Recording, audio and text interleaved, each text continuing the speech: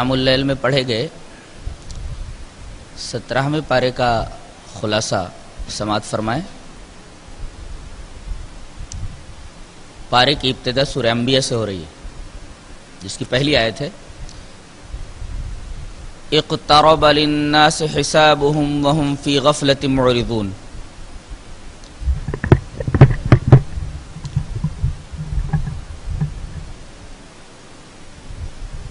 جس کا مطلب یہ ہے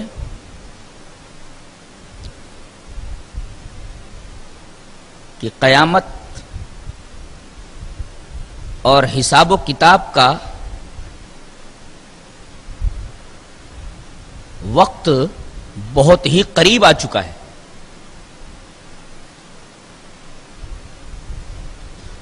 اور جب انسان کو یہ احساس ہو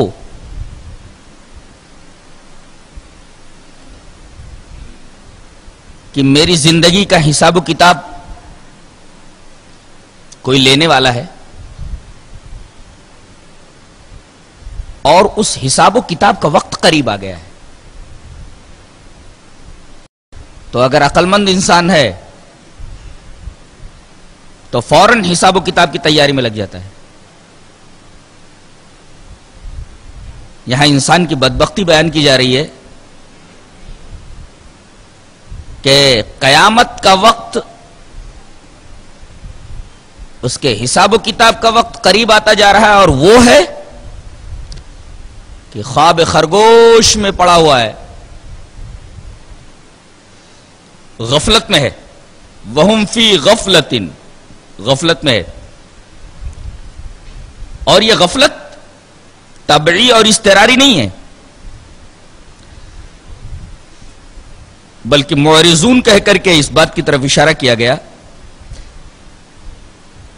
کہ یہ انسان جس غفلت میں ہے وہ غفلت طبعی اور اضطراری نہیں بلکہ ارادی اور عقلی ہے۔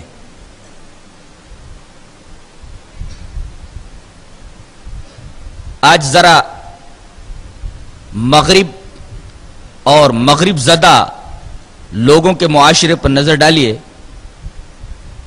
تو آپ کو معلوم ہوگا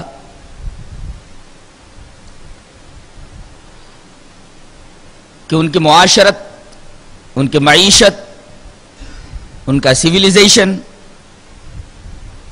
ان کا تمدن انہیں غفلت میں ڈالے ہوئے ہے۔ انہیں سوچنے کا موقع ہی نہیں مل رہا ہے کہ قیامت کا وقت دھیرے دھیرے قریب آتا جا رہا ہے، حساب و کتاب کا دن قریب آتا جا رہا ہے۔ ہمیں غفلت میں نہیں رہنا چاہیے بلکہ حساب و کتاب کی تیاری کر لینی چاہیے۔ آگے فرمایا گیا لاہیتن قلوبہم، ان کے دل غافل ہیں۔ بڑی پیاری بات کہی گئی ہے۔ آدمی کے کان کسی بات کو سن رہے ہوں تو اس سے کوئی فائدہ نہیں، اگر کان سے گزر کر کے وہ بات انسان کے دل کی گہرائیوں میں نہ اترے۔ اس کان سے سنے اور دوسرے کان سے نکال دے، وہ بات دل کی گہرائیوں میں نہ اترے، تو اس کا مطلب یہ ہے کہ انسان سن تو رہا ہے مگر اس سننے کا کوئی اثر اس کے دل کے اوپر نہیں پڑ رہا ہے، اور اس سے کوئی نتیجہ وہ نہیں اخذ کرنا چاہ رہا، اس سے کوئی فائدہ حاصل نہیں کرنا چاہ رہا۔ تو کوئی بات سنی جائے تو دل میں اتارنے کے لیے، ایسا نہیں کہ ایک کان سے آدمی سنے اور دوسرے کان سے نکال دے۔ اگر ایسا ہے تو قرآن حکیم بول رہا ہے کہ اس کا دل لاہی ہے، اس کا دل غفلت میں مبتلا ہے۔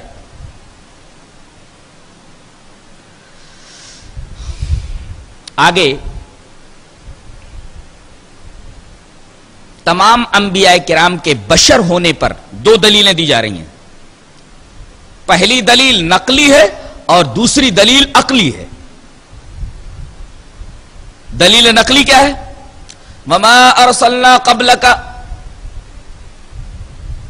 الا رجالا نوحی الیہم فاسألوا اہل الذکر ان کنتم لا تعلمون، کہ ہم نے آپ سے پہلے جتنے رسولوں کو بھیجا سب کے سب مرد تھے، سب کے سب انسان تھے؟ دو باتیں معلوم ہوئی، ایک تو یہ کہ کوئی عورت نبی یا نہیں گزری، رجال کا لفظ آیا، اور دوسرے جتنے بھی انبیاء آئے سب کے سب بشر تھے، انسان تھے، وہ ہیومن تھے، سپر ہیومن نہیں تھے۔ ہمیشہ سے یہ انسان کی فطرت رہی ہے، طبیعت رہی ہے کہ وہ نبیوں کو سپر ہیومن دیکھنا چاہتا ہے۔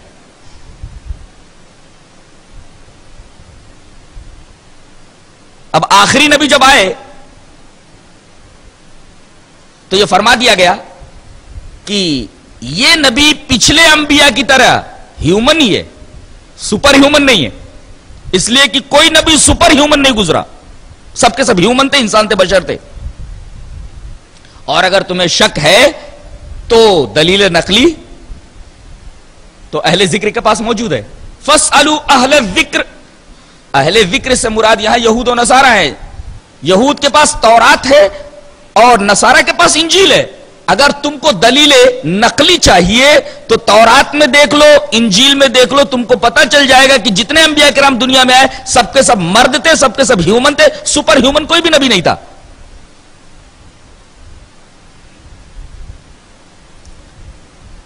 یہ تمام انبیاء کرام کے بشر ہونے کی دلیل نقلی دی گئی۔ بعض لوگوں نے اس آیت کریمہ سے تقلید کو ثابت کرنا چاہا ہے، حالانکہ اس آیت کریمہ سے تقلید کا کوئی تعلق ہی نہیں ہے، اس لیے کہ تقلید کہتے ہیں کسی معین شخص اور اس کی طرف منسوب فقہ کو تسلیم کیا جائے، اس پر عمل کیا جائے۔ دوسری بات یہ کہ اس شخص کی بات بلا دلیل مان لی جائے۔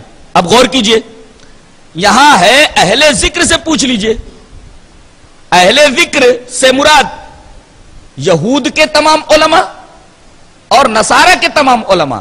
یہاں تقلید شخصی کا اس بات نہیں بلکہ تقلید شخصی کی تردید موجود ہے۔ تقلید کسے کہتے ہیں؟ کسی معین ایک شخص اور اس کی طرف منسوب فقہ کو مانا جائے، اور یہاں کوئی معین شخص ہے ہی نہیں۔ کسی بھی یہودی عالم سے، کسی بھی نصرانی عالم سے پوچھ لو، تو یہ آیت کریمہ تقلید کا اس بات نہیں کرتی بلکہ تقلید کی تردید کرتی ہے۔ اور دوسرے، تقلید میں امام کی بات، کسی ایک معین شخص کی بات بلا دلیل مانی جاتی ہے، اور اہل ذکر کے پاس، یہودیوں کے پاس تو تورات ہے، نصارہ کے پاس انجیل ہے، اور یہ دونوں آسمانی کتابیں ہیں۔ کہاں آسمانی کتابیں اور کہاں کسی انسان کی خود ساختہ فقہ، دونوں میں زمین اور آسمان کا فرق ہے۔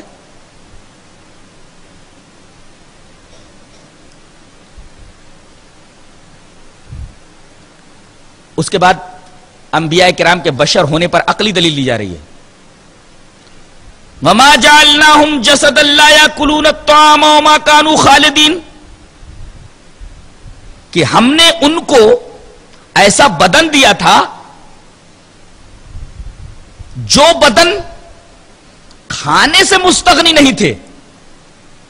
ہر نبی کھانا کھاتا تھا، یہ تو مانتے ہو، اور جو کھانا کھائے وہ سپر ہیومن نہیں ہوتا۔ سپر ہیومن وہ ہوتا ہے جو کھانا نہ کھائے۔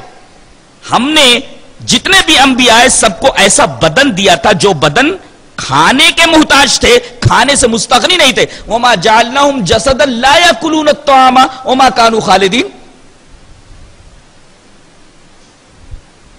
تو ایک تو وہ ایسا بدن رکھتے تھے جو کھانے سے مستغنی نہیں تھے، کھانے کے محتاج تھے، اور دوسرے وَمَا كَانُوا خَالِدِينَ، ان کو ہم نے حیات ابدی بھی نہیں دی، ایک وقت معینہ تک کے لیے آئے اور اس کے بعد اس دنیا سے چلے گئے۔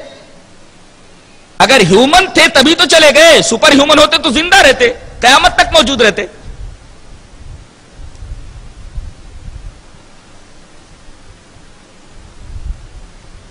اس سے دو باتیں معلوم ہوئی، بلکہ دو باتوں کو اس آیت کریمہ سے اخذ کیا جا سکتا ہے۔ وہ یہ کہ حضرت خضر علیہ السلام اب اس وقت زندہ نہیں ہے. اس لیے کہ آیت کریمہ میں کیا کہا گیا؟ وَمَا جَعَلْنَاهُمْ جَسَدًا لَا يَأْكُلُونَ الطَّعَامَ.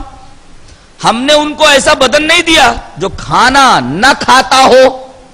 ظاہر ہے کہ حضرت خضر کھانا کھاتے تھے، اس لیے کہ کھانا مانگا تھا دونوں نے، موسیٰ کے ساتھ خضر نے بھی. تو بھی کھانے سے محتاج نہیں تھے، کھانے سے بے نیاز نہیں تھے، مستغنی نہیں تھے، انسان تھے. وَمَا كَانُوا خَالِدِينَ. اور جو انسان ہوتا ہے وہ ہمیشہ نہیں رہتا. لہذا خضر ایک وقت متعین کے لیے اس دنیا میں رہے اور اس کے بعد اس دنیا سے چلے گئے. یہ حضرت خضر کی موت اور ان کے وفات کے اوپر ایک قطعی دلیل ہے. ایک سوال یہاں کیا جا سکتا ہے کہ اگر اللہ تعالی نے کسی نبی کو حیات ابدی نہیں دی تو حضرت عیسیٰ علیہ السلام کو کیوں زندہ آسمان پر اٹھا لیا گیا؟ ایک سوال ہے.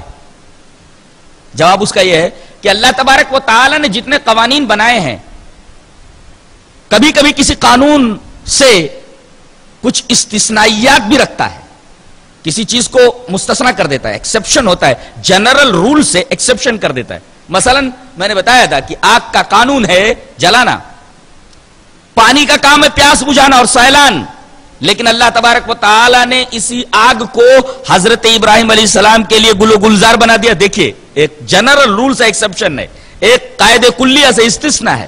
اسی طریقے سے پانی کا کام ہے بہنا، لیکن حضرت موسیٰ علیہ السلام اور بنی اسرائیل کو نکلنے کے لیے اللہ تعالی نے دریا میں راستہ دے دیا اور پانی دونوں طرف پہاڑ کی طرح کھڑا ہو گیا. یہ جو پانی کا قانون ہے اس قانون سے ایک استثناء یہاں کر دیا گیا. ایسے ہی عام قانون اللہ تبارک و تعالیٰ کا یہ ہے کہ جو ہیومن ہوتے ہیں، انسان ہوتے ہیں، وہ ایک وقت متعین کے لیے آتے ہیں، اس کے بعد ہم انہیں موت دے دیتے ہیں. لیکن حضرت عیسیٰ علیہ السلام اس قانون سے مستثنیٰ ہے، ایک جنرل رول سے ایک طریقے کا ایکسپشن ہے. ہم نے ان کو چوتھے آسمان پر اٹھا لیا اور وہ قرب قیامت میں آئیں گے، شادی کریں گے، بچے ہوں گے اور پھر ان کو طبعی موت آئے گی اور اسی دنیا میں وہ دفن کیے جائیں گے.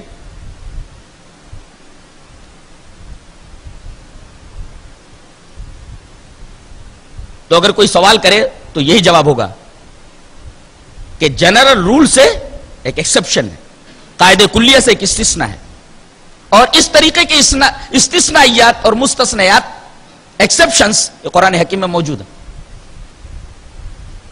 جیسے اللہ کا قانون یہ ہے کہ کوئی مردہ مرنے کے بعد دوبارہ دنیا میں نہیں آتا، لیکن حضرت عیسیٰ علیہ السلام مردوں کو زندہ کر دیا کرتے. تو اس کا کیا مطلب؟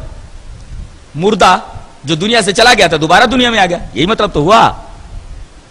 یہ اللہ کے قانون سے کہ دنیا سے جو جاتا دنیا میں واپس نہیں آتا، اس جنرل رول سے، اس قاعدہ کلیہ سے استثناء کر دیا گیا. تو حضرت عیسیٰ علیہ السلام کا قیامت تک زندہ رہنا یہ در حقیقت اسی جنرل رول سے ایکسپشن. اس کے بعد اللہ تبارک و تعالیٰ کی وحدانیت کی کہ وہ ایک ہے، ایک بڑی پیاری دلیل دی جا رہی ہے. دلیل بہت ہی سادہ ہے اور متکلمین نے اس دلیل کا نام برہان تمانو رکھا ہے. دلیل کیا ہے؟ لو کان فیہما آلہۃ الا اللہ لفسدتا. اگر اس کائنات میں، اس عالم میں اللہ کے علاوہ اور کوئی معبود ہوتا یا اور کچھ معبود ہوتے تو زمین اور آسمان کا، اس کائنات کا نظام درہم برہم ہو جاتا. نظام درہم برہم نہیں ہے، یہ ثبوت ہے اس بات کا کہ اس کائنات میں ایک ہی الہ ہے. جیسے ایک عام آدمی جانتا ہے کہ ایک اسکول کے 2 ہیڈ ماسٹر نہیں ہو سکتے، ایک ہی اختیارات رکھنے والے. ایک ہی ملک میں 2 بادشاہ ایک ہی اختیارات رکھنے والے نہیں ہو سکتے. تو اس کائنات کے اندر 2 معبود کیسے ہو سکتے ہیں؟ اس لیے کہ اگر ایک اسکول کے 2 ہیڈ ماسٹر بنا دیے جائیں تو دونوں کے درمیان خاموش جنگ چھڑ جاتی ہے. کسی ملک کے 2 بادشاہ بنا دیے جائیں تو ایک بادشاہ اپنی چلانے کی کوشش کرے گا، دوسرا بادشاہ اپنی چلانے کی کوشش کرے گا، نتیجہ حکومت کی تباہی۔ دو ٹیچروں کے درمیان جبکہ دونوں کو یکساں عہدہ دے دیا گیا، پرنسپل کا عہدہ دے دیا گیا، دونوں کے درمیان خاموش جنگ چھڑ جاتی ہے اور نتیجہ اسکول کی تباہی۔ یہ اتنی سادہ بات ہے کہ ہر آدمی سمجھ سکتا ہے کہ کسی جگہ پر ایک ہی اختیار کے دو آدمی رہیں تو وہ جگہ تباہ و برباد ہو جاتی ہے۔ ایسے اس کائنات میں ایک معبود کے علاوہ کوئی اور معبود ہوتا تو اس کائنات کا نظام درہم برہم ہو جاتا۔ اس کائنات کا نظام درہم برہم نہیں ہے، ہزاروں سال سے، لاکھوں سال سے، اربوں سال سے جیسے کہ چلا آ رہا تھا اب بھی ویسے ہی چلا آ رہا ہے۔ کائنات کے نظام میں کوئی خرابی نہیں، کائنات کے نظم و نسق میں کسی خرابی کا نہ ہونا اس بات کی دلیل ہے کہ اس کائنات میں صرف ایک ہی معبود ہے، اللہ کے علاوہ کوئی اور معبود موجود نہیں ہے۔ نیز ایک فرقہ ہے دہریہ جس کو ناستک کہتے ہیں، ناستک۔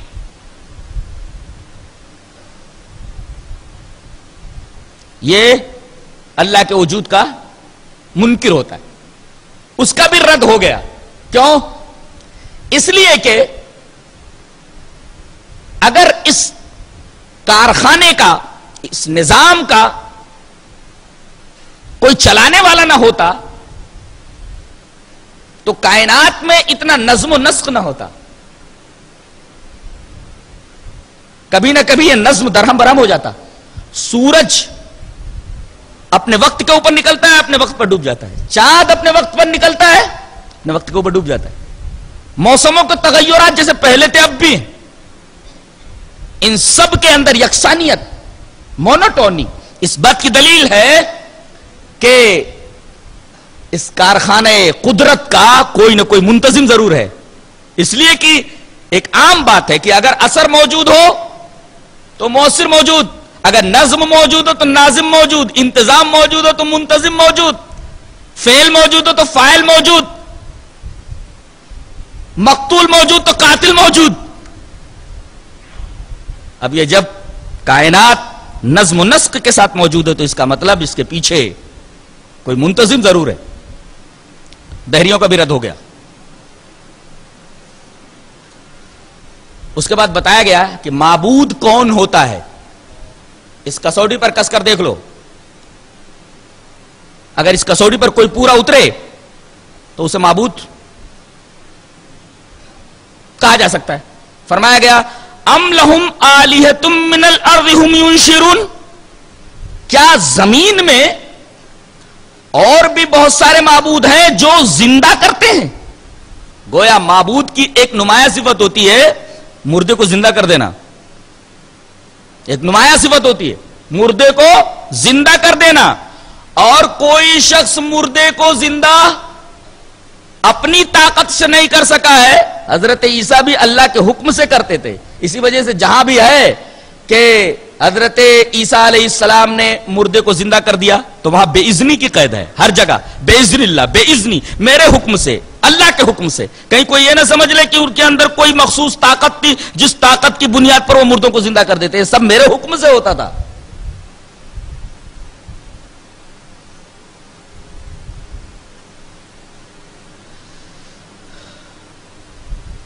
اس کے بعد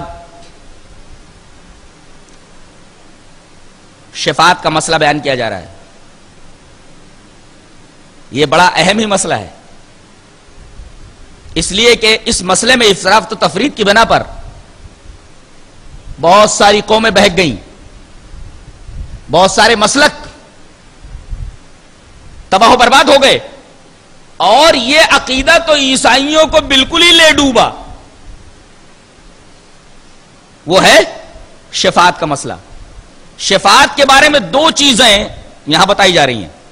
لا یشفعون الا لمن ارتضی، قیامت کے دن کوئی آدمی سفارش کر ہی نہیں سکتا جب تک کہ اللہ اس کو اجازت نہ دے۔ تو بغیر اجازت کے کوئی آدمی کسی کی سفارش کر ہی نہیں سکتا، اللہ اجازت دے گا تب کوئی نبی، کوئی ولی، کوئی انسان کسی کی سفارش کے لیے اٹھے گا۔ اور دوسری بات یہ کہ جس کے لیے سفارش کا حکم دے گا یا اذن دے گا اسی کے بارے میں سفارش کی جائے گی. جس کو سفارش کی اجازت دے دی گئی وہ چاہے کہ میں جس کے بارے میں چاہوں سفارش کروں، ایسا نہیں ہے، بلکہ اللہ اجازت دے گا تب سفارش کر سکتا ہے، اور جس کے بارے میں سفارش کا اذن دے گا اسی کے بارے میں سفارش وہ کر سکتا ہے. ہر ایک کے بارے میں سفارش نہیں کر پائے گا. پتہ کیا چلا؟ قل للہ الشفاعۃ جمیعا، ساری کی ساری سفارش تو اللہ کی ہو گئی، اصل شفیع تو اللہ ہوا، اس لیے کہ بغیر اس کی اجازت کے کوئی سفارش کر ہی نہیں سکتا، اور جس کے بارے میں وہ سفارش کا اذن دے گا اسی کے بارے میں صرف شفیع شفاعت کر سکتا ہے. تو پوری کی پوری سفارش تو صرف اللہ کی ہو گئی. اور سچ فرمایا اللہ تبارک و تعالی نے، قل للہ الشفاعۃ جمیعا، تمام کی تمام شفاعت، تمام کی تمام سفارش تو اللہ کی ہے. اس کے بعد بگ بینگ تھیوری بیان کی جا رہی ہے. فرمایا گیا اولم یر الذین کفروا ان السماوات والارض کانتا رتقا ففتقناہما. فتق کہتے ہیں کہ کوئی چیز جڑی ہوئی ہو اور اس کو دو حصوں میں تقسیم کر دینا، اور رتق کہتے ہیں کہ کسی چیز کے اجزاء آپس میں ایک دوسرے سے ملے ہوئے ہوں. رتق میں منضم الاجزاء، کسی چیز کے اجزاء آپس میں ملے ہوئے ہوں، اس کو کہتے ہیں رتق. اور فتق کہتے ہیں دھماکے سے اس کو دو ٹکڑوں میں تقسیم کر دینا. یہاں رتق بھی اور فتق بھی ہے. رتق کا مطلب کوئی چیز ملی ہوئی تھی پہلے، اور فتق کا مطلب اس کو دھماکے کے ساتھ دو حصوں میں تقسیم کر دینا. اب آیت کریمہ پر غور کیجئے. اولم یر الذین کفروا ان السماوات والارض کانتا رتقا ففتقناہما. کیا اللہ کا انکار کرنے والے یہ نہیں دیکھتے کہ زمین اور آسمان پہلے آپس میں ملے ہوئے تھے؟ یعنی پہلے گیس کی شکل میں تھے، گیسیس ماس تھا، گیسیس ماس کی شکل میں یہ آسمان اور زمین تھے. ففتقناہما، پھر ہم نے دھماکے سے اس کو دو حصوں میں تقسیم کر دیا، ایک حصے سے آسمان بنا اور ایک حصے سے زمین، ماں اپنے لوازمات کے.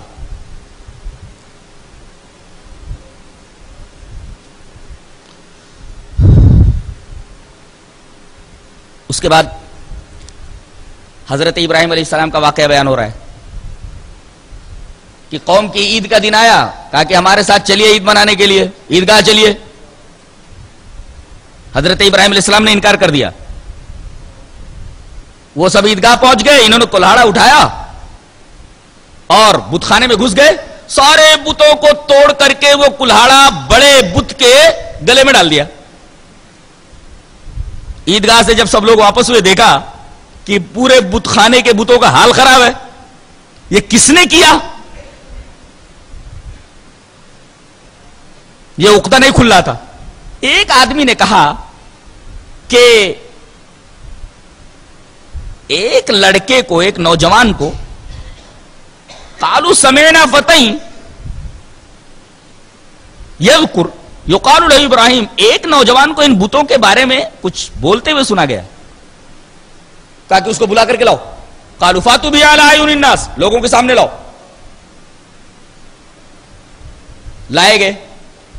قالوا انت فعلت هذا بآلهتنا یا ابراہیم، اے ابراہیم کیا تو نے ہمارے بتوں کے ساتھ یہ سب کچھ کیا ہے؟ حضرت نے فرمایا قال بل فعله كبيرهم، ان کے بڑے نے کیا ہے. ان کے بڑے نے کیا ہے کیا مطلب؟ آپ نے نہیں فرمایا بت نے ایسا کیا ہے، وہ بڑا بت، ان کے بڑے نے کیا ہے. ایک طریقے سے یہ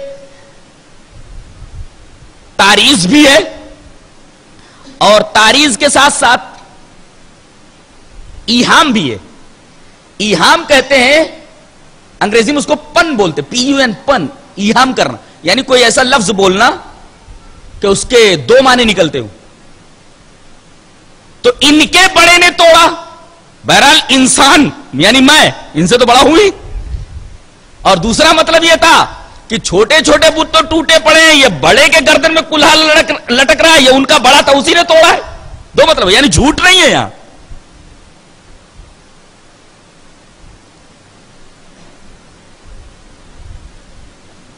ایہام بظاہر جھوٹ نظر آتا ہے، حقیقت میں جھوٹ نہیں ہوتا. اور اگر یقین نہ آئے تو ان سے پوچھ لو. فَاسْأَلُوهُمْ إِنْ كَانُوا يَنْطِقُونَ، ان سے پوچھ لو اگر یہ بولتے ہیں. سبوں نے گردن جھکا دی اس لیے کہ انہیں معلوم تھا یہ بول نہیں سکتے.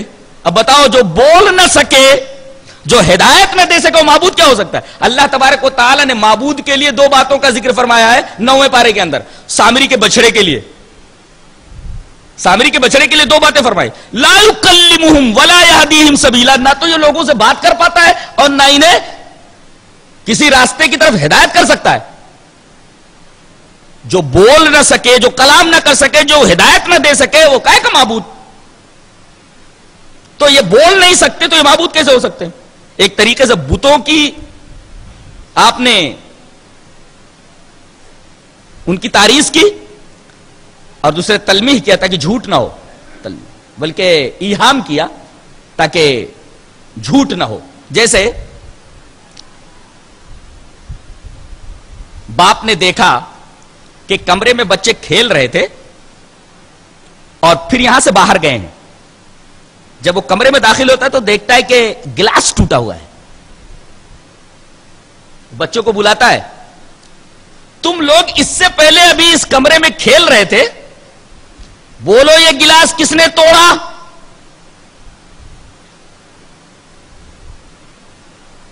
اب سارے بچے خاموش ہیں. باپ کو معلوم ہے کہ انہی بچوں میں سے کسی ایک نے توڑا ہے. پھر وہ بولتا ہے، اچھا تم لوگ بول نہیں رہے، اس کا مطلب ہے فرشتوں نے یہ گلاس توڑا ہے. اس کا مطلب یہ کہ فرشتوں نے یہ گلاس توڑا ہے. تو اس نے جو یہ جملہ کہا ہے، اس کا مطلب یہ کہ فرشتوں نے یہ گلاس توڑا ہے. سننے والا بھی اس کو صحیح نہیں سمجھتا اور بولنے والا بھی اس کو صحیح نہیں سمجھتا. اس لیے کہ بولنے والا یہ تھوڑی کہہ رہا ہے کہ فرشتوں نے اس کو توڑا ہے، اور سننے والا بھی یہ تھوڑی سمجھ رہا ہے کہ سچ مچ فرشتوں نے توڑا ہے. تو یہ اسی طریقے کا جملہ ہے. یہ بل فعلہ کبیرہم، ان کے بڑے نے توڑا ہے.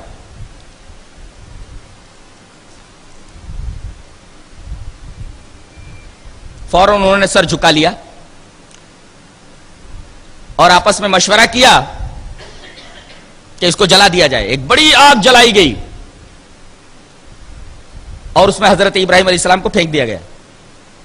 ادھر آگ میں وہ گرے، ادھر آگ کو حکم دے دیا گیا، قلنا یا نار کونی بردا وسلاما علی ابراہیم، اے آگ ابراہیم کے اوپر ٹھنڈی اور سلامتی والی ہو جا.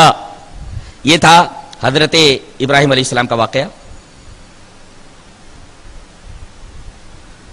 اس کے بعد دعاؤں کا ذکر ہو رہا ہے، جس سے یہ پتہ چلتا ہے کہ کسی نبی کو کوئی تکلیف ہوئی تو اس نے ڈائریکٹ اللہ تبارک و تعالی سے اس تکلیف کے بارے میں دعا کی. فرمایا گیا وَنُوحًا إِذْ نَادَى مِن قَبْلُ فَاسْتَجَبْنَا لَهُ فَنَجَّيْنَاهُ وَأَهْلَهُ مِنَ الْكَرْبِ الْعَظِيمِ. نوح نے جب ہم کو پکارا تو ہم نے ان کو اور ان کے اہل کو غم سے نجات دے دیا. دیکھو حضرت نوح کو تکلیف پہنچی تو انہوں نے ڈائریکٹ اللہ سے مانگا. آگے تذکرہ ہو رہا ہے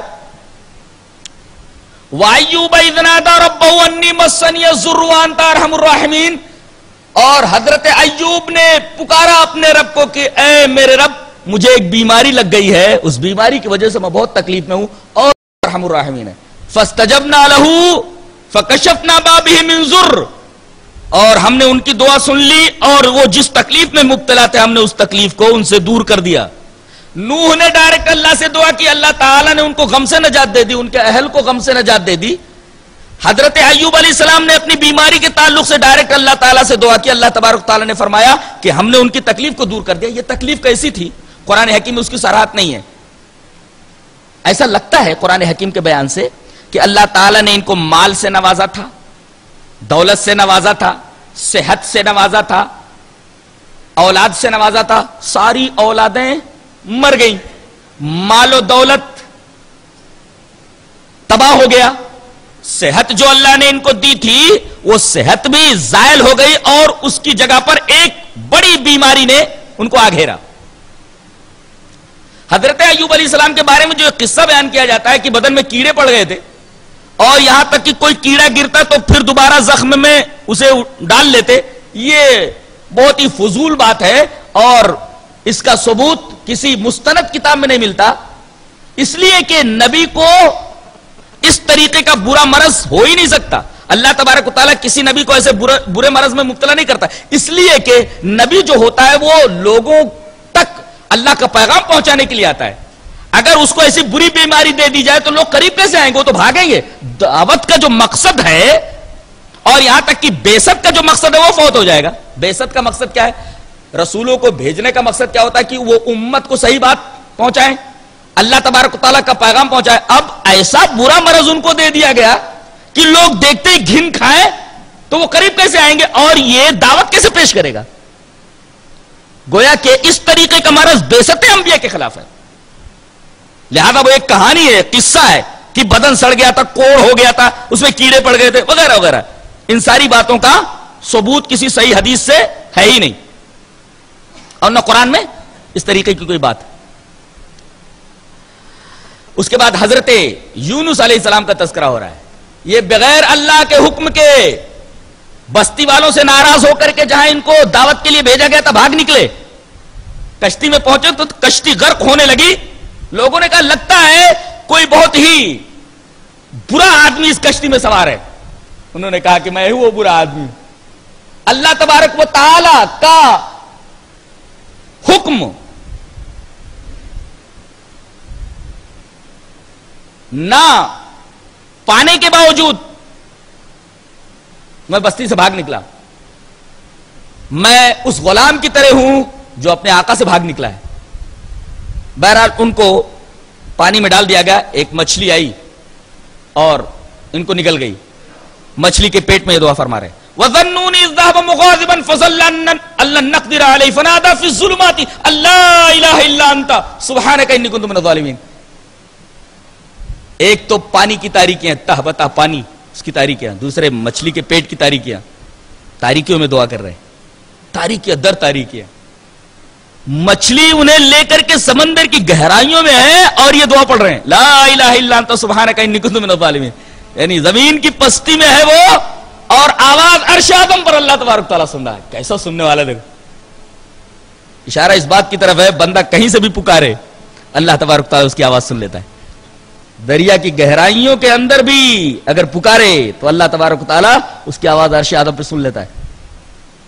نبی کریم صلی اللہ علیہ وسلم کی حدیث موجود ہے کہ میرے بھائی مچھلی والے یعنی یونس علیہ السلام کی دعا اگر آدمی کسی مقصد کے لیے پڑھے خلوص دل کے ساتھ تو اللہ تبارک و تعالیٰ اس کو اس مقصد میں کامیابی عطا فرمائے گا. بڑی پیاری دعا ہے لا الہ الا انت سبحانک انی کنت من الظالمین. اللہ تبارک تعالیٰ نے فرمایا فاستجبنا له ونجیناہ من الغم. ہم نے ان کی دعا کو قبول کیا اور انہیں غم سے نجات دے دی. مچھلی کو حکم دیا ساحل پر انہیں اگل دے. مچھلی نے انہیں ساحل کے اوپر اگل دیا. پھر ذکر آیا حضرت مریم کا. فرمایا گیا واللتی احسنت فرجها فنفخنا فیہا من روحنا. یہ وہ عورت ہے جس نے اپنی عصمت کی حفاظت کی اور ہم نے اس کے اندر اپنی روح پھونک دی. عیسائیوں نے اسی آیت کریمہ سے استدلال کرتے ہوئے کہا کہ دیکھو اللہ نے یہ فرمایا کہ میں نے اپنی روح عیسیٰ میں پھونک دی لہذا وہ اللہ کے بیٹے ہو گئے. حالانکہ یہی تعبیر تو حضرت آدم کے بارے میں استعمال ہوئی ہے اور یہی تعبیر تمام انسانوں کے بارے میں استعمال ہوئی ہے. سورہ ہجر میں اللہ تبارک تعالیٰ نے فرمایا حضرت آدم کے بارے میں فَإِذَا سَوَّيْتُهُ وَنَفَخْتُ فِيهِ مِن رُّوحِي فَقَعُوا لَهُ سَاجِدِينَ. جب ہم نے ان کا تسویہ کیا برابر کیا پورا پتلا بن گیا حضرت آدم کا فَنَفَخْتُ فِيهِ مِن رُّوحِي تو میں نے اپنی روح پھونک دی. دیکھیے وہاں ہے فَنَفَخْنَا فِيهَا مِن رُّوحِنَا وہی تعبیر ہے فَنَفَخْتُ فِيهِ مِن رُّوحِي تو حضرت آدم بھی الہ ہو گئے.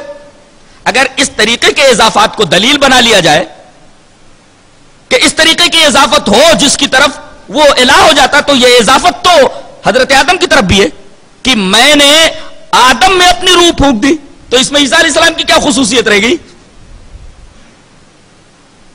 آدم علیہ السلام بھی الہ ہو گئے. اور سورہ سجدہ کے اندر اللہ تبارک تعالیٰ نے ارشاد فرمایا الف لام سجدہ میں ثم سواہ ونفخ فیہ من روحہ. یہ تمام انسانوں کے بارے میں ہے. انسانوں کو بنانے کے بعد اس کے اندر اپنی روح پھونک دی تو تمام کے تمام انسان الہ ہو گئے, تمام کے تمام انسان معبود ہو گئے. حقیقت یہ ہے کہ حضرت عیسیٰ علیہ السلام کو جو کلمہ کہا گیا جو روح کہا گیا اس کی دو وجہ ہے. امام غزالی رحمۃ اللہ علیہ نے بڑی پیاری بات لکھی ہے. کہتے ہیں کہ بچے کی پیدائش کے لیے دو عوامل کا ہونا ضروری ہے. اگر یہ دو عوامل نہ ہو تو بچہ نہیں پیدا ہوتا. دو عوامل کون سے ہیں؟ پہلا عامل تو نطفہ ہے اور دوسرا عامل کلمہ کن. نطفہ موجود ہو مگر کلمہ کن نہ ہو، بچہ نہیں پیدا ہوتا. بہت سارے لوگ شادیاں کرتے ہیں لیکن بچہ پیدا نہیں ہوتا. کیوں؟ اس لیے کہ وہ نطفہ تو ہے مگر کلمہ کن نہیں ہے. تو بچے کی پیدائش کے لیے دو عوامل کا ہونا ضروری ہے، ایک تو نطفہ اور دوسرے کلمہ کن. حضرت عیسیٰ علیہ السلام کی پیدائش میں یہ نطفہ نہیں تھا، اس لیے کہ ان کا کوئی باپ ہی نہیں تھا. حضرت مریم کی شادی ہی نہیں تو نطفہ تھا ہی نہیں، صرف کلمہ کن تھا. اس وجہ سے حضرت عیسیٰ علیہ السلام کو کلمہ کہہ دیا گیا، اس لیے کہ دو عاملوں میں سے صرف ایک ہی عامل تھا، کلمہ. اس وجہ سے ان کو کلمۃ اللہ کہہ دیا گیا. سیدھا سا مسئلہ ہے. اور روح کیوں کہا گیا؟ دیکھو، روح اس وجہ سے کہا گیا کہ تمام انبیاء کرام کو طرح طرح کے معجزات دیے گئے تھے. حضرت عیسیٰ علیہ السلام کو عجیب و غریب معجزہ دیا گیا تھا، مردوں کو زندہ کر دینے کا، مادر زاد اندھے کو بینا کر دینے کا، کوڑھیوں کو اچھا کر دینے کا. مٹی کی چڑیا بناتے تھے، پھونک مارتے تھے، زندہ ہو کر کے اڑ جاتی تھی. بتائیے یہ کام کس چیز سے زیادہ مناسبت رکھتا ہے؟ روح سے مناسبت رکھتا ہے. یہ معجزہ ایسا دیا گیا تھا جس کی مناسبت روح سے بہت زیادہ تھی. جیسے آدمی کے بدن پر کوڑھ آ گیا، کیا مطلب ہے اس کا؟ بدن کی جلد مر گئی ہے، مر گئی ہے بدن کی جلد، خراب ہونا، مر جانا ہے. اور حضرت عیسیٰ علیہ السلام ٹچ کرتے تھے، کوڑھ اچھا ہو جاتا تھا. یعنی جو چمڑا اور گوشت مر گیا تھا، حضرت عیسیٰ علیہ السلام کے ٹچ کرنے سے وہ زندہ ہو گیا، اچھا ہو گیا. اب بتائیے، آنکھیں نہ ہوں، آدمی اندھا ہو تو اس کا کیا مطلب ہے؟ روح نہیں ہے آنکھ میں. ارے بھائی، آنکھ موجود ہو لیکن اس کے اندر روشنی نہ ہو، کیا کہیں گے آپ؟ آنکھ تو ہے مگر اس کے اندر روح نہیں ہے، یہی تو کہیں گے. اور حضرت عیسیٰ علیہ السلام جب ٹچ کرتے تھے تو اندھا دیکھنے لگتا تھا، یعنی آنکھوں میں روح آ جاتی تھی.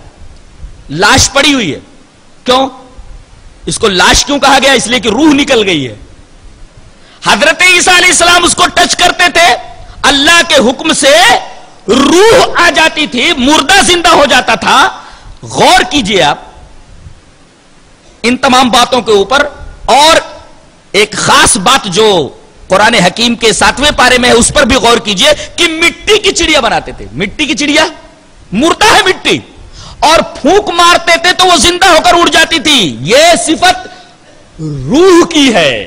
گویا حضرت عیسیٰ علیہ السلام کو جو معجزہ دیا گیا تھا وہ معجزہ روح سے بڑی حد تک مشابہت رکھتا تھا. اس طریقے کے معجزات کسی نبی کو نہیں دیے گئے، لہذا کسی نبی کو روح اللہ نہیں کہا گیا. حضرت عیسیٰ علیہ السلام ہی کو روح اللہ کہا گیا، اس لیے کہ ان کو ایسا معجزہ دیا گیا تھا جو روح سے بڑی حد تک مناسبت رکھتا تھا اور بڑی حد تک مشابہت رکھتا تھا. یہ سب سے اچھی دلیل ہے میری نگاہ میں.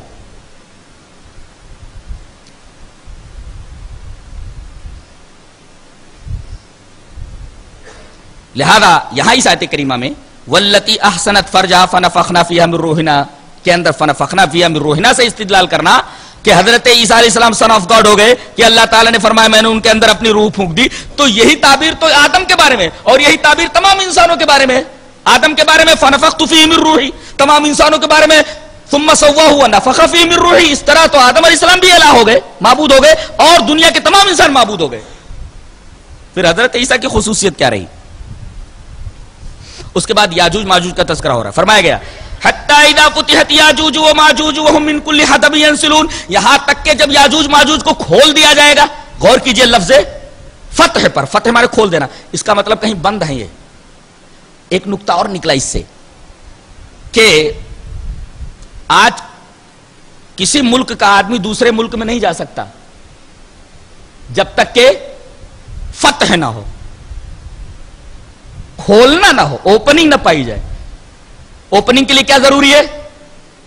ایک تو ویزا اور دوسرا پاسپورٹ. لیکن ان کو کسی ویزا کی ضرورت نہیں رہے گی نہ کسی پاسپورٹ کی. ایسے لوگ ہوں گے، یہ پوری دنیا میں پھیل جائیں گے، کھول دیے جائیں گے. یہ ان کو نہ تو کسی ملک میں داخل ہونے کے لیے پاسپورٹ کی ضرورت رہے گی اور نہ تو کسی ویزا کی. یہ تمام ممالک میں گھس جائیں گے. ہو سکتا ہے بعض لوگوں نے کہا ہے کہ یہ 2 ممالک ہیں جن کو سپر پاور کہا جاتا ہے. کھول دیے جانے کا مطلب یہ حملہ کر دیں گے تمام ممالک کے اوپر, اور حملے کے اندر نہ تو ویزا کی ضرورت ہوتی نہ پاسپورٹ کی. یہ تو فتح کا ایک مطلب ہے. اور یاجوج ماجوج سے مراد وہی فساد برپا کرنے والی طبیعتیں جو یاجوج ماجوج کے اندر تھیں, ویسی ہی طبیعتوں کے مالک کے لوگ ہوں گے. وَهُم مِّن كُلِّ حَدَبٍ, حدب کا مطلب ہوتا, حدب کا مطلب کبڑا, یعنی حدب کا مطلب ہوتا اونچی جگہ, اونچی جگہ. اب بتائیے اونچی جگہ سے 2 باتیں سمجھ میں آتی ہیں. ایک تو مطلب یہ لیا جا سکتا ہے کہ یاجوج ماجوج کہیں اونچی جگہ پر ہیں اور پھر وہ اونچی جگہ سے نشیب میں آئیں گے. اور اگر یاجوج ماجوج کا مجازی معنی لیا جائے تو اس کا مطلب یہ ہے کہ یہ جو حملہ ہوگا یہ ہوائی حملہ ہوگا, فضائی حملہ. وَهُم مِّن كُلِّ حَدَبٍ. اور يَنْسِلُونَ کا مطلب یہ کہ اتنی تیزی سے نکلیں گے جیسے مشکیزے کا منہ کھول دیا جائے اور اس کو اوندھا کر دیا جائے, پانی بڑی تیزی سے نکلتا ہے. اگر اس کا مطلب حقیقی یاجوج ماجوج لیے جائیں تو اس کا مطلب بڑی تیزی سے, وہ بڑی تیز رفتاری سے دنیا کے اندر آئیں گے. اور اگر کوئی قوم مراد لی جائے تو اس کا مطلب یہ ہے کہ ان کے پاس ایسے طیارے ہوں گے, فائٹر, جو منٹوں سیکنڈوں کے اندر ہزاروں میل کا فاصلہ طے کر لیں. یہ سارے اشارات اس آیت کریمہ میں موجود ہیں. اس کے بعد ایک بات کہی جا رہی ہے اور اس بات کے اوپر 2 اعتراضات ہو رہے ہیں. دونوں اعتراضات کے جواب دیے جا رہے ہیں. فرمایا گیا انکم وما تعبدون من دون اللہ حسب جہنم, اے دنیا کے تمام انسانوں, تم اور جن کی تم پوجا کرتے ہو سب جہنم میں جاؤ گے. اگر کوئی آدمی قبر کی پوجا کر رہا ہے تو یہ آدمی بھی جہنم میں جائے گا اور وہ قبر بھی جہنم کے اندر جائے گی. کیوں؟ سوال یہ پیدا ہوا کہ خطا تو صرف پوجا کرنے والے کی ہے, قبر کی تو کوئی خطا نہیں ہے, اس کو کیوں ڈالا جائے گا؟ جواب دیا جا رہا ہے لو کان ہؤلاء آلہۃ ما وردوها, ان کی حسرت میں اضافہ کرنے کے لیے, انہیں بتانے کے لیے کہ اگر یہ معبود ہوتے تو جہنم میں کیسے آتے, اس لیے ان کو ڈالا جائے گا ان کے ساتھ ہی, تاکہ معلوم ہو جائے کہ یہ معبود نہیں تھے, اگر یہ معبود ہوتے تو جہنم میں کیوں آتے. اب ایک سوال پیدا ہوا کہ بہت سارے لوگوں نے ایسی ہستیوں کو پوجا جو اچھے لوگ تھے, جیسے حضرت عیسیٰ علیہ السلام کو معبود مان لیا گیا, عزیر علیہ السلام کو اللہ کا بیٹا مان لیا گیا, تو ان کی پوجا ہوئی ہے تو کیا یہ بھی جہنم میں جائیں گے؟ اس کا جواب دیا جا رہا ہے ان الذین سبقت لهم من الحسنى, جن کے بارے میں اس سے پہلے تقدیر گزر چکی ہے, ہماری طرف سے بات گزر چکی ہے, اولئک عنہا مبعدون, یہ جہنم سے دور رکھے جائیں گے. 2 اعتراضات ہوئے اور دونوں اعتراضات کے جوابات دے دیے گئے. اس کے بعد یہ فرمایا جا رہا ہے یوم نطوی السماء کطی السجل للکتب, قیامت کے دن ہم اس کائنات کو, آسمان اور زمین کو, آسمان کو اس طرح لپیٹ دیں گے جیسے دفتر کو لپیٹ دیا جاتا ہے, اسکرول کو رول اپ کر دیا جاتا ہے, کوئی اسکرول ہو اس کو رول اپ کر دیا جائے.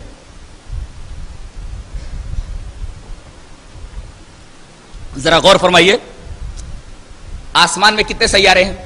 اس کا مطلب یہ ہے کہ ہر ایک سیارہ اپنے اپنے مدار میں, اپنے اپنے آربٹ میں گردش کر رہا ہے, اپنے اپنے آربٹ میں گردش کر رہا ہے. اور یہ ایسے ہی ہے جیسے ایک کتاب ہو اور کتاب کے اوراق ہوں, تھوڑے تھوڑے فاصلے پر اوراق ہیں, ایک ورق, اس کے بعد ایک ورق, اس کے بعد ایک ورق, اس کے بعد ایک ورق, اس کے بعد ان اوراق کو لپیٹ دیا جائے گا. اس کا مطلب کہ یہ سیارے جو تھوڑے تھوڑے فاصلے پر ایک دوسرے سے موجود ہیں اور اپنے اپنے آربٹ پہ گردش کر رہے ہیں, قیامت کے دن ان کی بساط لپیٹ دی جائے گی, ایک سیارہ دوسرے سے ٹکرا جائے گا. بتائیے اس وقت کیسی تباہی مچے گی. اور پھر اس کے بعد سورہ حج شروع ہوتی ہے, اس کی وضاحت کر دی گئی, تب زلزلہ آ جائے گا. کیسا؟ فرمایا گیا یا ایھا الناس اتقوا ربکم ان زلزلۃ الساعۃ شیء عظیم, قیامت کا زلزلہ یہ بہت بڑی چیز ہوگا, بہت بڑی چیز ہوگا. زلزلے کی کیفیت کا اندازہ ایک تمثیل سے کیا جا سکتا ہے. دیکھیے 2 اجسام آپس میں ٹکرا جائیں, 2 جسم آپس میں ٹکرا جائیں تو اس ٹکراؤ کی شدت کو ویٹ اور مومنٹم کے پیش نظر دیکھا جاتا ہے. مومنٹم مانے رفتار حرکت، اور دوسرے ویٹ، اس کا وزن کیا ہے. فرض کیجئے زمین بہت وزنی چیز ہے اور یہ بہت تیز رفتاری سے گھوم رہی ہے. دونوں باتیں، وزن کتنا ہے اس کا، زمین کا وزن کتنا معلوم ہے؟ 606 into 10 to the power of 31. Allah Akbar. Calculation کرو گے پریشان ہو جاؤ گے. کتنا ہے؟ 606 into 10 to the power of 31. Calculate کر لو. اتنا ٹن ہے.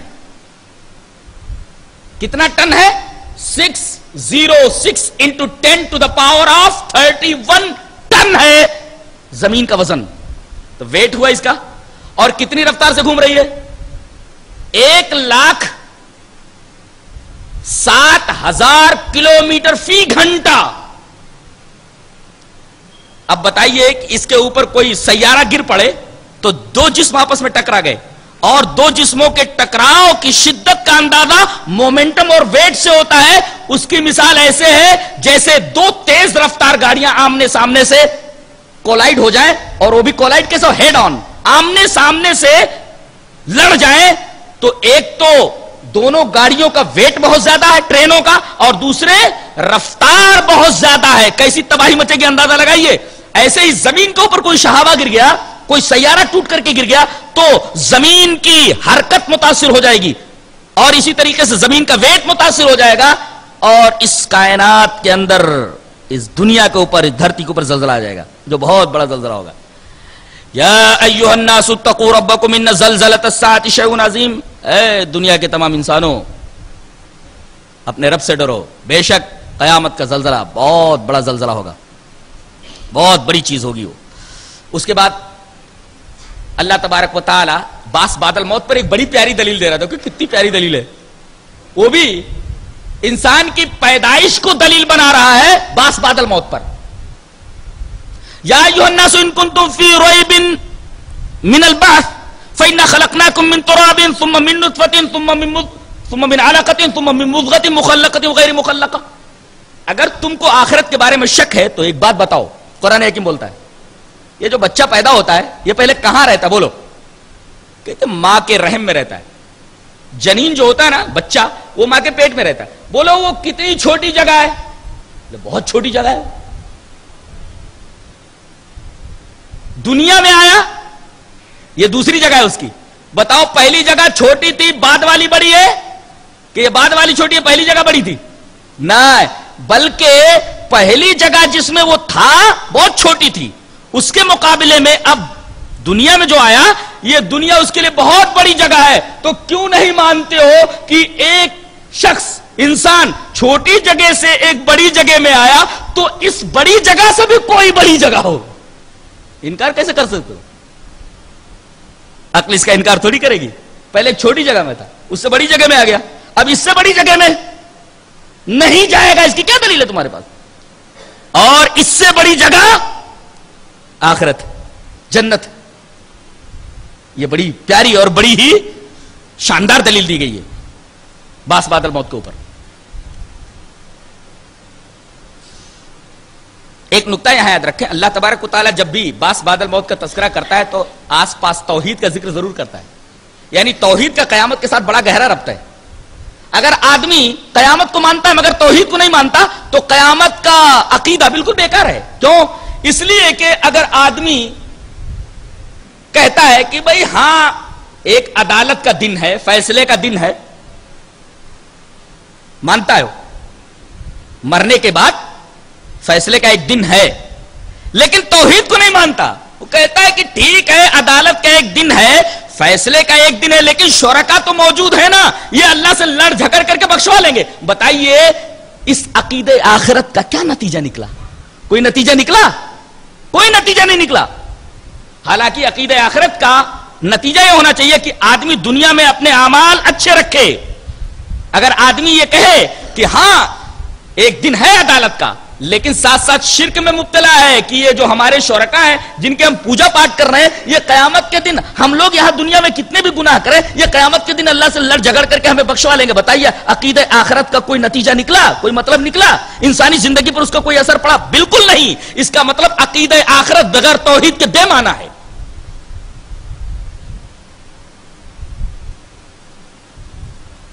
عقیدہ آخرت کا، باس بعد الموت کے عقیدے کا اس وقت فائدہ پہنچے گا آدمی کو جب آدمی موحد ہو. اسی وجہ سے اللہ تبارک و تعالیٰ توحید اور باس بعد الموت کو ایک جگہ ذکر فرمایا کرتا ہے.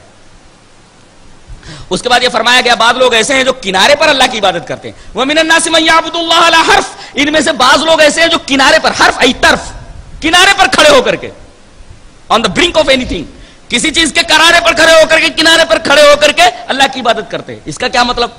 کنارے پر کھڑے ہو کر کے اللہ کی عبادت کرتے ہیں. بہت سارے مسلمانوں کا یہی حال ہے. مانتے ہیں وہ اللہ تبارک و تعالیٰ کو، یہ بھی مانتے ہیں کہ اللہ ایک ہے، یہ بھی مانتے ہیں کہ قرآن اللہ کی کتاب ہے، نمازیں بھی پڑھتے ہیں، لیکن ان کی معیشت، ان کی معاشرت، ان کی سیاست، غرض تمام شعبہ زندگی ان کا اس طریقے کا ہے کہ اس میں دوسروں کی پیروی کرتے ہیں. یہ مطلب ہے اللہ تبارک تعالیٰ کی عبادت کرنا کنارے پر کھڑے ہو کر کے. سارے مسلمان اس آیت کریمہ کے مصداق ہیں الا ماشاء اللہ. کنارے پر کھڑے ہو کر کے اللہ کی عبادت کر رہے ہیں. قرآن کو بھی مانتے ہیں، اللہ کو بھی مانتے ہیں، آخرت کو بھی مانتے ہیں، لیکن معیشت میں، معاشرت میں، سیاست میں، قانون میں، غرض ہر شعبے زندگی کے اندر وہ شیطان کی اتباع کر رہے ہیں، شیطان کی پیروی کر رہے ہیں. اس کے بعد فرمایا گیا یہ اللہ کے علاوہ جن کو پکارتے ہیں، توحید کی ایک دلیل دی گئی، یدعو لمن ضرہ اقرب من نفعہ. کتنی پیاری دلیل ہے دیکھو کہ اللہ کے علاوہ لوگ جو دوسروں کی پوجا کر رہے ہیں، جانتے ہو نقصان نقد ہے، نفع ادھار ہے. اور ایسی حرکت ایک بے وقوف آدمی ہی کر سکتا ہے. نفع آدمی نقد لیتا ہے، کہتے ہیں 9 نقد نہ 13 ادھار. ارے بھائی 9 ہی دے دے، نقد دے دے، 13 ادھار نہیں چاہیے. نقد دے رہا نا، 9 ہی روپیہ دے دے، ادھار نہیں چاہیے ہمیں 13. 9 نقد نہ 13 ادھار. لیکن یہاں مشرک کا معاملہ ایسا ہے کہ اس کا نقصان نقد ہے اور نفع موہوم ہے، نفع ادھار ہے. بولو کتنا بڑا بیوقوف ہوتا ہے مشرک. کیسے؟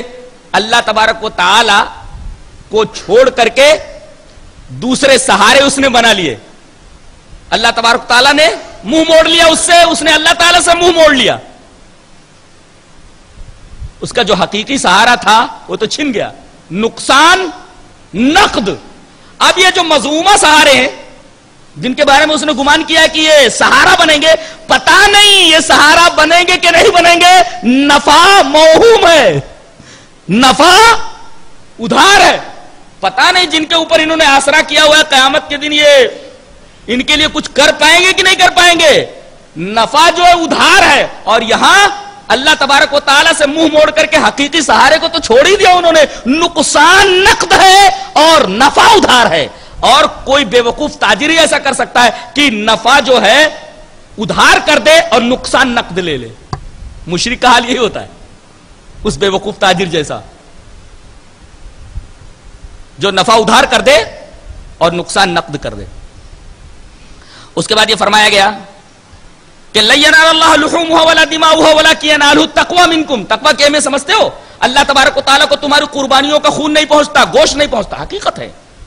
اس لیے کہ ہم یہ دیکھ رہے ہیں کہ خون زمین نے پی لیا، خون زمین پر گر گیا، زمین نے پی لیا، خون اللہ کو نہیں پہنچا. اور گوشت تمہارے پیٹ میں پہنچ گیا، گوشت تمہارے پیٹ میں پہنچ گیا، خون زمین میں پہنچ گیا، چمڑا جو تھا وہ فیکٹری میں سے جوتا بن کر کے تمہارے پیر میں آ گیا. سوال یہ ہے کہ پھر پہنچا اللہ کو کیا؟ فرمایا کہ وَلَكِنْ يَنَالُهُ التَّقْوَىٰ مِنكُمْ. تمہارا جذبہ دل پہنچتا ہے، تقویٰ پہنچتا ہے. اگر تقویٰ نہ ہو تو قربانی کا کوئی مطلب ہی نہیں ہے. اس لیے کہ سب یہی رہ جاتا ہے نا، جانے والی چیز اللہ کی طرف وہ تو تقویٰ ہے. وہ اگر نہ ہو تو قربانی کا کوئی مطلب ہی نہیں ہے. خون زمین نے پی لیا، گوشت تم نے کھا لیا اور چمڑے کا جوتا بن گیا، ساری چیزیں تو یہی رہ گئی. پہنچا کیا؟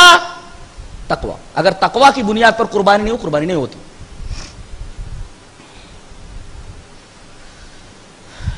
اس کے بعد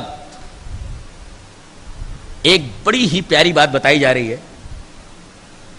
کہ ہمارے اچھے بندے دنیا میں اعدائے اسلام کی طرف سے بڑی تکلیفیں اٹھا رہے ہیں، بڑی مصیبتیں اٹھا رہے ہیں. ہمارے بندے اعدائے اسلام سے، اسلام کے دشمنوں سے بڑی تکلیفیں اٹھا رہے ہیں. ہم اپنے ان بندوں سے بے خبر نہیں ہیں. ہماری پوری نگاہ ان کے اوپر ہے. ہم دیکھ رہے ہیں کہ ہمارے بندے ہمارے لیے کتنی تکلیفیں اٹھا رہے ہیں. یہ مت سمجھیں کہ ہم ان سے بے خبر ہیں. ہماری پوری نگاہ ان کے اوپر ہے. ہم باطل کو ڈھیل دے رہے ہیں، باطل کو ڈھیل دے رہے ہیں. یاد رکھیں ہمارے اچھے بندے کہ ہمارے گھر میں دیر تو ہے مگر اندھیر نہیں. اللہ نے فرمایا لَيُدْخِلَنَّهُمْ مُدْخَلًا يَرْضَوْنَ، ان قریب اللہ ایسی جگہ پر انہیں داخل کرے گا جہاں وہ راضی ہو جائیں گے. یعنی ہمارے لیے جو تکلیف برداشت کر رہے ہیں نا، ہم ان سے بے خبر نہیں ہیں. اور باطل کو جو ہم مہلت دے رہے ہیں نا، اس کا بھی ایک مقصد ہے. ہمارے گھر میں دیر ہے مگر اندھیر نہیں ہے. اور کوئی یہ نہ سوچے کہ ہماری حرکت کوئی دیکھ نہیں رہا ہے. ہر انسان کی حرکتوں پر ہماری پوری نگاہ ہے. اس کے بعد ایک بڑی عجیب بات فرمائی جا رہی ہے. وقال الذين اوتوا العلم انه الحق، یہاں سے بات ليعلم الذين، یہاں سے ایک بات بیان کی جا رہی ہے کہ اللہ تعالی باطل کو تھوڑی دیر مہلت کیوں دیتا ہے؟ اس کی وجہ ہے وہ تمہارے فائدے کے لیے. اس لیے کہ باطل کو جتنا زہر اگل لینا ہے اگل لینے دو. جتنا زہر باطل اگل رہا ہے نا اگل لینے دو. قرآن کے خلاف کوئی زہر اگل رہا ہے اگل لینے دو، ہم مہلت دے رہے ہیں اس کو. اسلام کے خلاف کوئی زبان درازی کر رہا ہے کرنے دو، اس لیے کہ اس میں ایک فائدہ ہے. کوئی قرآن پر اعتراض کر رہا ہے نا، قرآن کے اندر کیڑے نکال رہا ہے نا، اسلام کے اوپر کوئی اعتراض کر رہا ہے نا، زہر افشانی کر رہا ہے، زہر اگل رہا ہے نا، اس کے خلاف فائدہ ہے ایک. کیوں؟ اس لیے کہ اب جو آدمی حق قبول کرے گا وہ تقلیداً نہیں بلکہ پوری معرفت کے ساتھ. اس لیے کہ ایک مثال سے سمجھو، ایک آدمی ایک بات کو مانتا ہے لیکن اس کے مخالف اس نے کوئی بات نہیں سنی ہے. ایک بات کو مان رہا ہے اور اس بات کے خلاف اس نے کوئی بات نہیں سنی ہے. اب وہ مخالف بات اس کے سامنے آ جائے تو ہو سکتا ہے اس کا علم متزلزل ہو جائے. ارے یہ بات جو میں مان رہا ہوں اس کی مخالفت میں یہ بات کہی جا رہی ہے، یہ بات صحیح ہے کہ نہیں صحیح ہے؟ اس کا علم متزلزل ہو سکتا ہے. لیکن جب آدمی کے سامنے موافق اور مخالف دونوں باتیں آ گئی، اب اس صورت میں آدمی جب حق کو قبول کرے گا تو پورے اذعان کے ساتھ، پورے یقین کے ساتھ، بات مخالف، بات سرسر کیسی بھی چلے اس کے قدم قطعاً متزلزل نہیں ہو سکتے. تو یہ جو اعتراضات ہوتے ہیں نا، اس کا یہ فائدہ ہے. کتنا عجیب فائدہ ہے. ہم لوگ یہ سمجھتے ہیں کہ قرآن کے اوپر کوئی اعتراض کرتا ہے، اسلام کے اوپر کوئی اعتراض کرتا ہے تو برا کر رہا ہے. نہیں، اس میں ہمارا یہ فائدہ ہے کہ ہم جب حق کو قبول کریں تو پورے اعتماد کے ساتھ، پورے اذعان کے ساتھ، پورے یقین کے ساتھ اور پوری معرفت کے ساتھ. ایسا نہ ہو ہم کسی بات کو مان رہے ہو اور اس کے خلاف میں کوئی بات آ جائے اور ہمارا علم متزلزل ہو جائے. موافق اور مخالف دونوں باتیں آ گئی. اب آدمی جب حق کو قبول کرے گا تو کوئی طاقت اس کو اس کے موقف سے، اسٹینڈ سے بالکل نہیں ہٹا سکتی.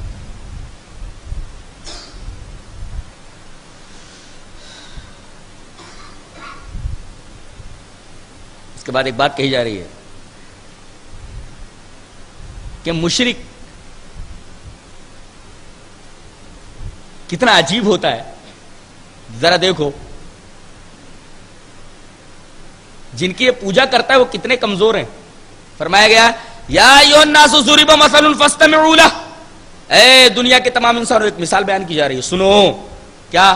ان الذین تدعون من دون اللہ لن یخلقوا ذبابا ولو اجتمعوا لہ، کہ بے شک وہ لوگ جو اللہ کے علاوہ دوسروں کی پوجا کرتے ہیں یہ اپنے معبودوں کے پاس جو چڑھاوے رکھتے ہیں، اگر مکھی کوئی چڑھاوا وہاں سے اٹھا کر لے جائے تو یہ مکھی سے وہ چڑھاوا واپس نہیں لے سکتے. ضعف الطالب والمطلوب، طالب بھی کمزور ہے اور مطلوب بھی کمزور ہے.